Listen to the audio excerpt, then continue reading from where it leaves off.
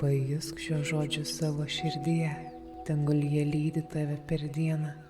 Aš esu atviras naujai dienai ir visoms jos dovanoms. Aš esu vertas patirti džiaugsmą ir meilę. Aš esu pasirengęs priimti stebuklus, kurie yra skirti man. Aš nuolatos esu tarp to, kas buvo ir to, kas dar tik ateina. Todėl nuoširdžiai vertinu gyvenimo teikiamą kelionę. Aš esu meilė, mylimas ir mylintis.